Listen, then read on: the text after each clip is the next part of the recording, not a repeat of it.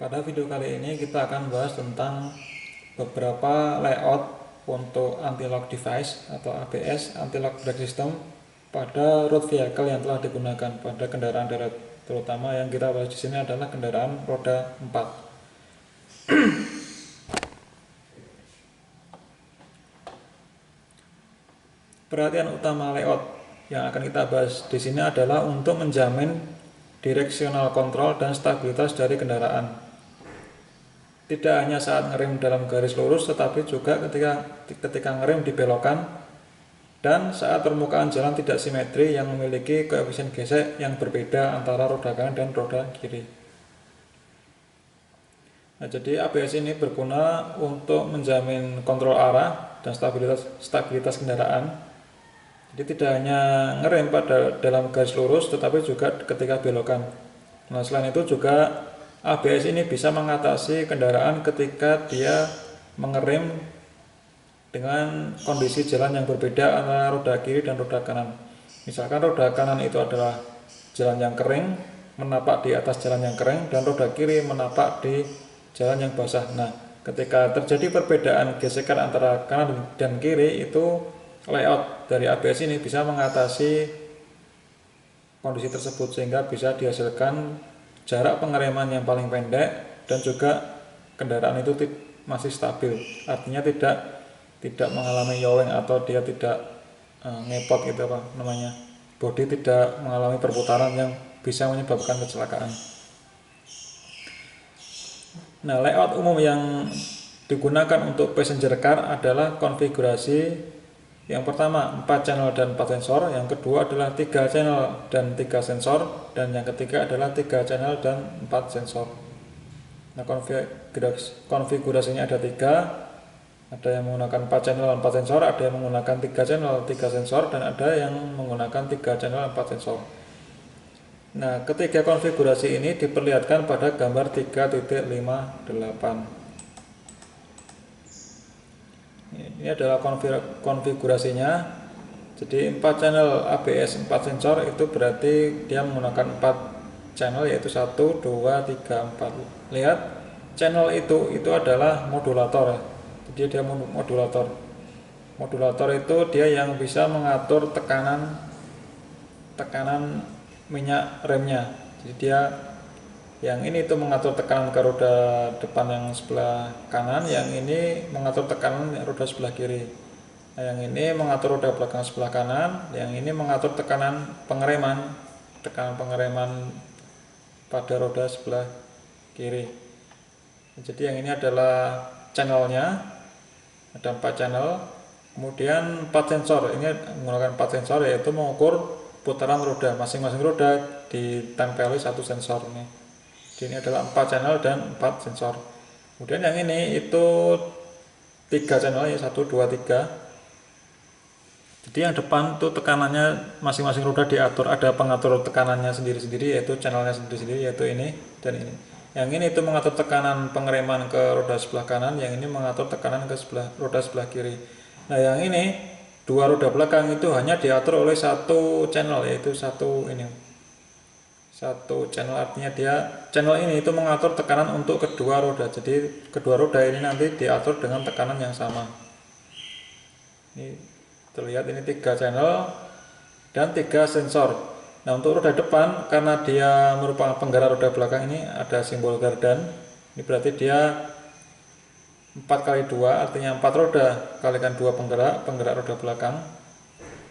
Untuk roda depan, karena dia independen, tidak tergantung antara kanan dan kiri, berarti dia menggunakan 2 sensor, 1 sensor untuk tiap roda depan.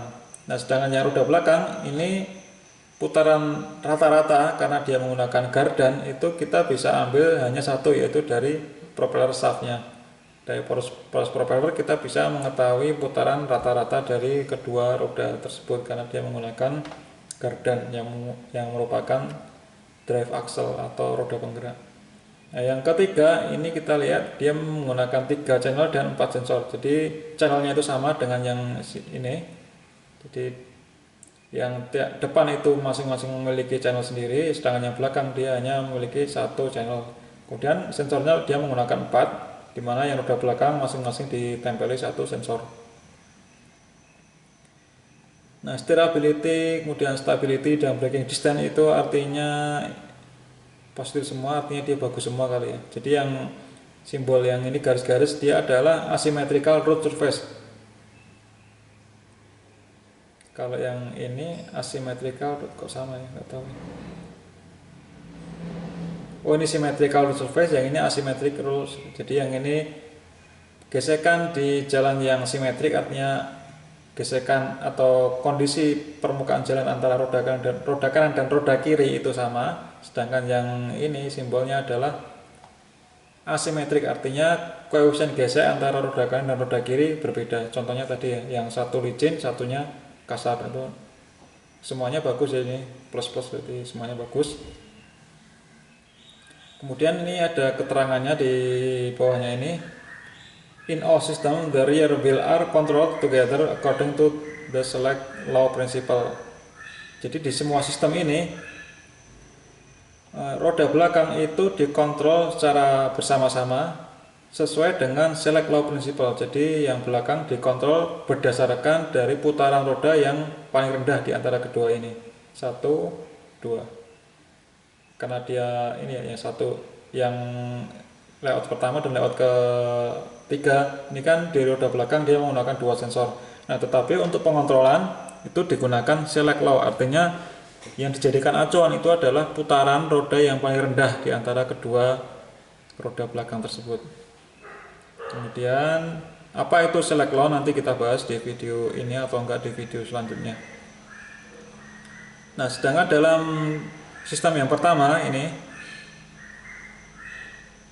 in the first system, control was by synchronous triggering of both solenoid valves. Di first system ini, di sistem yang pertama, kontrol itu di-trigger secara sama dari kedua solenoid valves. Maksudnya, meskipun dia menggunakan dua channel untuk mengatur tekanan roda yang berbeda, tetapi nanti kontrolnya itu dia menggunakan tekanan yang sama antara kanan dan kiri. Jadi meskipun channelnya berbeda, tetapi nanti pengontrolan tekanannya itu sama antara roda kanan dan roda kiri. Ini untuk yang pertama. Yang pertama dia kontrolnya itu sama meskipun dia channelnya berbeda, tekanannya diatur sama. Sedangkan yang belakang dia menggunakan select law. Ini menggunakan select law. Nah, itu adalah tiga layout ABS. Kemudian ini adalah penjelasan di textbooknya. Jadi channel itu adalah bagian dari brake system yang control unit atau modulator sistem yang mengontrol secara independen dari lainnya dari brake system. Channel adalah bagian dari brake system yang control unit atau modulator mengontrol secara independen dari lainnya dari brake system. Jadi ini adalah modulator yang mengatur yang dekat dengannya. Ini misalkan yang ini berarti dia mengatur tekanan roda kanan, ya sama seperti yang kita bahas tadi. Nah, singkatnya, konfigurasi 4 channel dan 4 sensor memiliki 4 hydraulic brake circuit. Ini 4 brake hydraulic circuit dengan sensor untuk memonitor kondisi operasi dari 4 ban secara terpisah ini ya. Dia memonitor putaran ban secara terpisah karena tiap-tiap roda ada sensor putarannya. Nah, kedua roda depan itu dikontrol secara terpisah berdasarkan informasi yang diperoleh dari sensor yang bersangkutan. Jadi kedua roda ini itu dikontrol secara terpisah berdasarkan informasi yang diperoleh dari tiap-tiap sensor, dari tiap-tiap sensor putaran roda. Kecuali yang pertama dia meskipun dia menggunakan sensor tiap roda, tetapi nanti aksinya yaitu tekanan dari ban itu dikontrol dengan tekanan yang sama. Ini control was by synchronous triggering of both solenoid valves. Jadi menurut ini ya kemauan saya, ini dia untuk yang pertama ini dia dikontrol dengan tekanan yang sama meskipun solenoidnya berbeda, channelnya berbeda. Silakan dikoreksi kalau salah.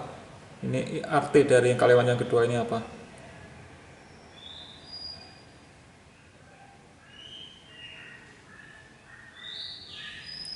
Oke, demikian tentang layout dari ABS.